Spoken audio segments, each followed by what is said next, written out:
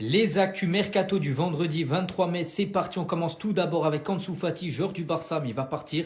Et l'AS Monaco veut recruter Ansu Fati cet été. Le directeur sportif du FC Barcelone, Deco, a laissé la porte ouverte à son départ. L'attaquant n'ayant joué que 298 minutes cette saison, ce qui équivaut seulement 3 matchs sur 50. Donc il devrait bien partir. Monaco fortement intéressé. Attendez. Ansu Fati pourrait aller dans un club de Ligue 1 la saison prochaine. L'AS Monaco souhaite recruter Ansu Fati. Le club français souhaite renforcer son effectif en vue de sa participation en Ligue des Champions la saison prochaine. Pour l'instant, c'est que des rumeurs. Il n'y a pas encore eu d'offre officielle. Et depuis qu'on a entendu qu'Ansu Fati était sur le départ, l'AS Monaco pour l'instant c'est le premier club avec lequel il y a eu des rumeurs. Normalement, s'il part à Monaco, ça sera pas dans le cadre d'un transfert direct, parce qu'on a appris hier que lui il voulait quitter le club mais en prêt. La dernière fois qu'Ansu Fati est parti en prêt, c'était à Brighton. Et pour le coup, son prêt là-bas, ça n'a pas été une réussite. Malheureusement, il a eu des blessures qui ont fait qu'il a raté pas mal de matchs. Et à la fin, l'histoire on la connaît, il était revenu à Barcelone. La saison prochaine, s'il part une nouvelle fois en prêt mais à Monaco, j'espère pour lui que là-bas il réussira à s'imposer, qu'il pourra retrouver du rythme, etc. Et en fin de saison, il reviendra à Barcelone. Tout à l'heure sur Instagram, Gavi a partagé cette photo avec Ansu Fati lorsqu'ils étaient jeunes. Sur la photo, on voit Ansu Fati en train de faire un câlin à Gavi. Et concernant la story, Gavi l'a mentionné et il a écrit "Je t'aime mon frère". Je pense que s'il a mis cette photo sur Instagram, c'est pas par hasard. La situation d'Ansu Fati, comme tout le monde, il la connaît. Et comme on le sait, ces deux-là, ils sont quand même très proches. Donc forcément, ça lui fait quelque chose. En tout cas, n'hésitez pas à me donner vos avis sur la situation d'Ansu Fati en me disant si selon vous, il ira à Monaco ou pas. Et moi, je lirai tout ça.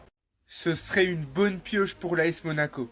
L'AS Monaco veut recruter Ansu Fati. Dans une interview accordée à RAC1, ce jeudi, Deco a laissé la porte ouverte à un départ de l'attaquant qui n'a joué que 298 minutes cette saison. Ansu Fati qui a perdu une place de titulaire. Forcément, quand vous avez Rafinha et Lamine Yamal dans la même équipe, tu ne peux pas être titulaire, à moins que tu fasses des performances exceptionnelles, que ce soit à l'entraînement ou en match. Après, l'AS Monaco est un très bon club pour se relancer, pour lui en tout cas. En tout cas, moi, j'ai toujours été dans son train. Peu importe les problèmes qu'il a eus quand il a perdu sa place de titulaire, son prêt, j'ai toujours été là. Et je sais que je ne suis pas le seul. Les bas, ça arrive dans le football. Il y a eu des hauts, maintenant il y a des bas. Maintenant, il faut se relancer. Et Monaco est un très bon club pour lui. Une arrivée à Monaco pour commencer remplaçant, pour peut-être gagner une place de titulaire. Mais Minamino, même si c'est un très bon joueur, tu peux prendre une place de titulaire ou faire un roulement. Mais de sûr, s'il va à Monaco, il va avoir des minutes. Et Monaco joue la Ligue des Champions, ce qui est un atout de plus pour lui. En tout cas, s'il arrive et que ça ne bouge pas tellement au mercato pour Monaco, on va dire Akliouche, Fati ou Minamino, Luka Bieret, Bril Mbolo, Zakaria Kamara. Honnêtement, ils ont une belle équipe. Oui, il y a des renforts à faire côté Monaco, mais la saison prochaine, si Fati vient, Monaco doit terminer comme cette saison, top 3 minimum. Et en Ligue des Champions, objectif, se qualifier pour les 8e, c'est le strict minimum. En tout cas, dites-moi ce que vous en pensez. Il y aurait des rumeurs sur un départ de Ansu Fati. De toute façon, les gars, tous les joueurs du Barça dont leur avenir est incertain, il y aura forcément des rumeurs H24. Attendez, bougez pas, je vous explique. Pour commencer, il y a des rumeurs comme quoi Ansu Fati voudrait quitter le club et que, en plus de ça, Monaco voudrait le recruter. En tout cas, la façon dont la direction parle de lui, c'est comme si c'est lui qui avait le choix. Car Laporta a clairement déclaré qu'Ansu Fati est un superbe joueur, que c'est un enfant de la Masia, qu'il aimerait même plus le voir jouer et que surtout il aide énormément le vestiaire et qu'en gros il est sous contrat. Deco aussi explique qu'Ansu Fati est sous contrat mais qu'il discutera clairement avec lui pour savoir clairement ce qu'il veut. Car au final il n'a pas eu beaucoup de temps de jeu cette saison. Maintenant il y a des rumeurs comme quoi Monaco serait intéressé par Ansu Fati. Franchement moi j'espère que c'est pour un prêt. Mais quand tu repenses à son dernier prêt c'est pas du tout une réussite. Et moi personnellement je ne peux pas accepter qu'Ansu Fati se soit réellement terminé. Je ne peux pas accepter qu'il parte juste après avoir donné le numéro 10 à Lamine Yamal. Ça voudrait dire quoi au final? Personnellement, je trouve que la situation est assez complexe car la direction montre clairement son intérêt pour Ansu Fati en expliquant aussi indirectement que peu importe, c'est Flick qui gère le temps de jeu. Donc en gros, le Barça ne peut lui donner aucune garantie. Ce qui pourrait tout simplement pousser le joueur à partir par peur que le même scénario de cette saison se répète. En tout cas, j'ai hâte de voir comment ça va se finir. Mais je suis persuadé qu'il parte ou qu'il reste, il réussira. Ansu Fati reviendra. Enfin bref, sinon vous les gars, vous en pensez quoi? Ramenez-vous sur Snap, on s'ennuie. Ansu Fati, une page qui se tourne au FC Barcelone. Salut la team, ici Alicia Perez. Aujourd'hui, on parle d'Ansu Fati, le jeune prodige du FC Barcelone qui est dans le viseur de l'AS Monaco pour le prochain mercato. C'est avec une profonde tristesse que nous apprenons le probable départ d'Ansu Fati, l'enfant prodige de la Masia, vers l'AS Monaco. À seulement 22 ans, celui qui était pressenti pour succéder à Lionel Messi s'apprête à quitter le club qu'il a vu grandir et éclore au plus haut niveau. Les blessures à répétition ont entravé sa progression, le reléguant progressivement sur le banc. Cette saison, sous la direction de Hansi Flick, Ansu n'a disputé que 298 minutes en 11 matchs, sans inscrire le moindre but. Un constat amer pour un joueur autrefois considéré comme l'avenir du Barça.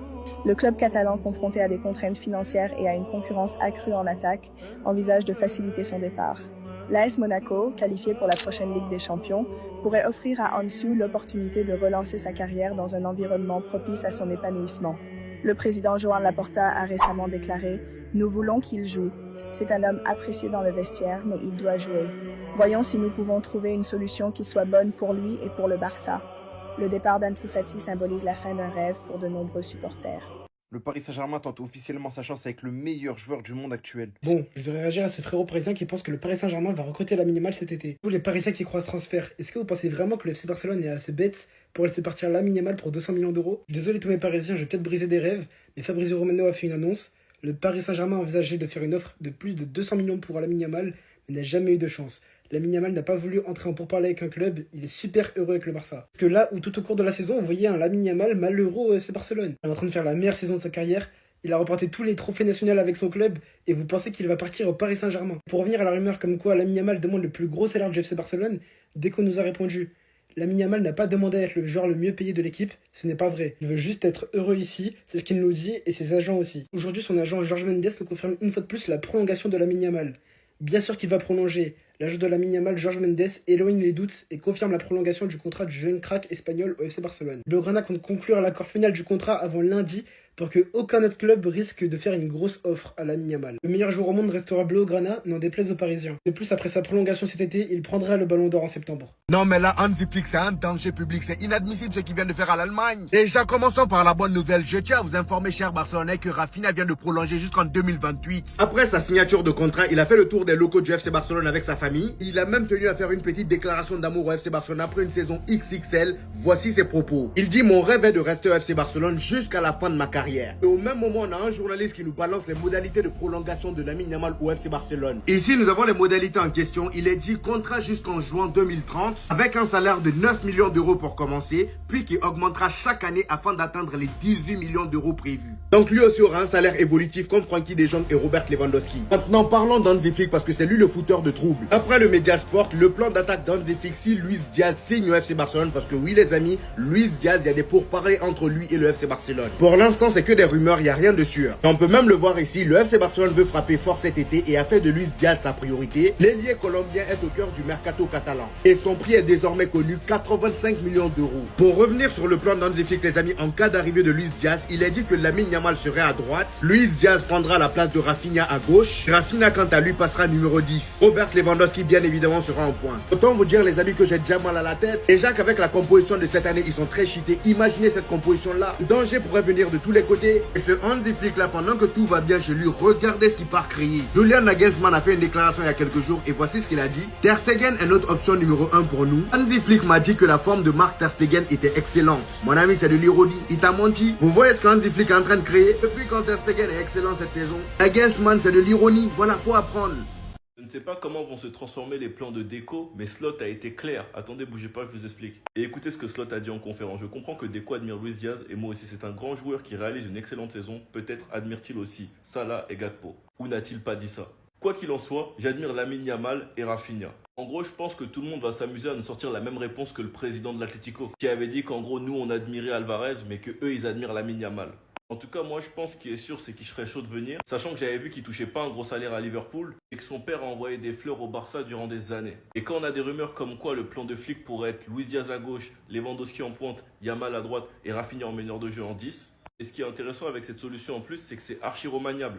Un Ferran Torres qui pourrait jouer à la place de Lewandowski, ou bien même un Luis Diaz qui pourrait jouer à sa place mais avec un autre rôle. Et du coup, Rafinha repart à gauche. Et derrière, on pourrait mettre un Firmino, un Olmo. En tout cas, ramener un ailier pourrait offrir beaucoup de solutions. Et que nous savons que si ça marche pas, la piste numéro 2, ce serait Rashford. Moi, je vous le répéterai toujours, je trouve ça vraiment dommage que Nico Williams soit exclu des plans. Bref, ce qui est sûr, c'est qu'on doit recruter à ce poste. Et moi, personnellement, Luis Diaz, je prends. Si on paye ça cher, ça va me faire mal. Mais ça reste quand même un top joueur qui pourrait nous permettre d'être encore plus compétitif et de dépendre un peu moins de Rafinha et Yamal. Enfin bref, sinon vous les gars, vous en pensez quoi? Ramon sur cette personne, on s'ennuie. On s'est tous au moins une fois posé la question. Si Lamine Yamal se blesse l'année prochaine, qu'est-ce qu'on fait? Quels seront nos atouts pour le remplacer? Je parle de remplacement, mais vous m'avez compris. Quelqu'un pour limiter la casse. Alors actuellement, sans mercato, on a deux options à ce poste-là. Première option, c'est de faire jouer Dani Olmo à droite, comme avec la sélection espagnole. Ça a bien marché et honnêtement, il est à l'aise dans cette position, donc c'est une bonne option. La deuxième, c'est de remettre Rafinha à droite. D'ailleurs, c'est un gaucher qui est plus à l'aise à gauche. Ça, j'arrive pas à comprendre ça. Vous voyez pourquoi Deco, il veut pas aller chercher? Parce qu'on a des atouts qui peuvent jouer sur plusieurs postes. Ils sont polyvalents. Donc, quand tu es un directeur sportif, d'un point de vue économique ou quoi, bah, frérot, ça joue contre nous, les gars. Cette équipe du Barça, mis à part les latéraux, à chaque poste, tu peux combler. Parce que ces joueurs-là, ils peuvent jouer à plusieurs postes. On peut rien faire, c'est comme ça. Mais on a déjà eu la dépendance Messi par le passé. J'ai pas envie de revivre ça. Je veux un Barça, même sans Lamine Yamal, qui est capable d'afficher un bon niveau de jeu au moins. Parce qu'on sait pas ce qui peut arriver à l'avenir. Si ton club dépend que d'un joueur, les gars, on va très vite couler. Je pense qu'on est tous d'accord pour le dire. Pedri, c'est le meilleur joueur de la Liga. Ça a été lui. Franchement, les gars, dites-vous, il peut avoir une dinguerie. Malheureusement, pour Rafinha, il n'aura aucune distinction individuelle. C'est dommage pour lui, mais je pense que juste la saison qu'il a réalisée dans nos cœurs, franchement, le fait qu'il va prolonger son contrat là cette saison, c'est plus fort que tout en fait. Rafinha là, on saura toujours que voilà, si le Barça avait pris la Ligue des Champions, clairement Rafinha allait être voilà le Ballon d'Or. Mais il a fait une meilleure saison. La saison que Vinicius Junior ne fera jamais. Parce que ouais, même s'il a fini deuxième au Ballon d'Or, Rafinha pourra finir troisième au Ballon d'Or, mais avec des statistiques incroyables. Et voilà, Rafinha, gros patron. Lamine Yamal, voilà, c'est pour moi le Ballon d'Or. Il prendra son Ballon d'Or, ça c'est clair. C'est même pas un débat. Dembélé, Champions League ou pas, Lamine Yamal le prendra. Pedri, c'est le meilleur joueur de Liga. Il a été tellement régulier. Il a été plus homme du match plus de 20 fois. Voilà, Pedri, c'est le football. C'est le, voilà, c'est le cerveau, c'est le moteur, c'est le régulateur, c'est tout. Franchement, merci patron.